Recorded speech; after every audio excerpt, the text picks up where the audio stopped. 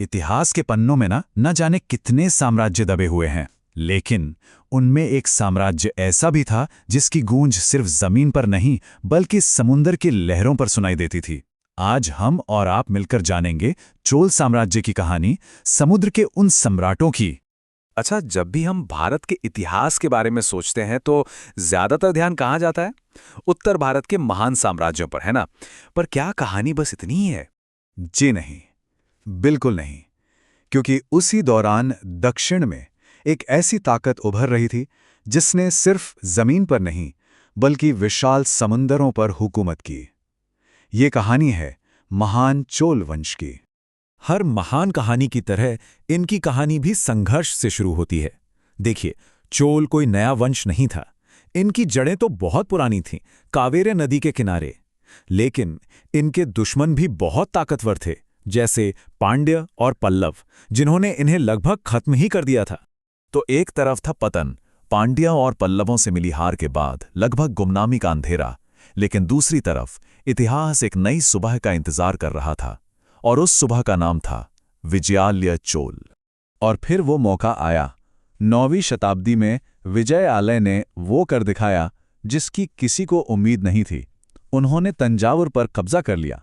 और ये सिर्फ एक शहर पर जीत नहीं थी, ये चोल साम्राज्य के पुनर्जन्म का ऐलान था। तंजावुर उनकी नई राजधानी बनी और यहीं से एक नया दौर शुरू हुआ।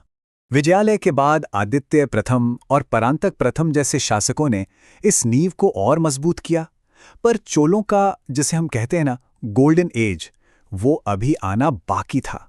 इतिहास दो ऐसे महान सम्राटों का इंतजार कर रहा था जो इस साम्राज्य को बुलंदियों पर ले जाने वाले थे। और फिर मंच पर आए राज चोल प्रथम। इनके नाम के साथ ही मानो चोल साम्राज्य की किस्मत का सितारा चमक उठा। जरा इनके कामों का पैमाना सोचिए। उन्होंने सिर्फ दक्षिण भारत के बड़े से बड़े हिस्सों को ही नहीं जीता, बल्कि अपनी नौसेना को, अपनी नेवी को इतना ताकतवर बना दिया कि समंदर पार करके श्रीलंका पर भी जीत हासिल कर ली। सच पूछिए तो उन्होंने चोलों को एक जमीनी ताकत से एक समुद्री महाशक्ति में बदल दिया। लेकिन राज की महानता सिर्फ जीतों और लड़ाइयों में नहीं थी। उन्होंने कुछ ऐसा बनाया, एक ऐसा चमत्कार खड़ा किया जो आज भी, हजारों साल बाद भी दुनिया को हैरान कर देता है। ये है तंजावुर का बृहदेश्वर मंदिर। इसे सिर्फ एक मंदिर कहना इसकी शान में कमी होगी। ये तो इंजीनियरिंग का एक जीता जागता चमत्कार है जो पूरी तरह से पत्थर से बना है। इसकी बनावट, इसका पैमाना आज भी आर्किटेक्ट्स के लिए एक पहेली है। ये सिर्फ आस्था का केंद्र नहीं, ये चोलों की शक्ति और उनकी सोच का प्रतीक है। और आज ये एक यूनेस्को वर्ल्ड हेरिटेज साइट है। जब सबको लगा कि चोल साम्राज्य अब अपनी बुलंदी पर पहुंच चुका है, इससे आगे क्या ही होगा, तब आए राजराज के बेटे राजेंद्र चोल प्रथम, और उन्होंने दुनिया को दिखाया कि कहानी अभी बाकी है। राजेंद्र चोल तो अपने पिता से भी 2 कदम आगे निकल गए। सोचिए, उनकी सेनाएं उत्तर में गंगा नदी तक पहुंच गईं, और उनकी नेवी, वो तो दक्षिण पूर्व एशिया, मतलब आज के इंडोनेशिया, मलेशिया तक जा पहुंची। और अपनी इस अविश्वसनीय जीत का जश्न मनाने के लिए उन्होंने एक नई राजधानी ही बसा दी। नाम रखा गंगईकोंडा चोलपुरम। तो अब तक एक बात तो साफ हो गई होगी, चोलों की असली ताकत जमीन से ज्यादा समंदर में थी। उनकी नेवी, उनकी नौसेना, यही उनके साम्राज्य की रीढ़ की हड्डी थी, उनकी दौलत और शोहरत की वजह। उनकी नौसेना ने हिंद महासागर के व्यापार के रास्तों पर ऐसा कब्जा जमाया कि समुद्री डाकुओं का तो नामो निशान मिट गया। और नतीजा, विदेशों के साथ व्यापार में जबरदस्त उछाल आया, जिसने साम्राज्य को और भी अमीर बना दिया। और ये व्यापार कोई छोटा मोटा नहीं था। उनकी पहुंच चीन के बड़े बड़े राजवंशों से लेकर अरब के व्यापारियों और दक्षिण पूर्व एशिया के राज्यों तक थी। एक तरह से कहें तो चोलों ने उस जमाने के ग्लोबल ट्रेड नेटवर्क को समुद्र के रास्ते से जोड़ दिया था।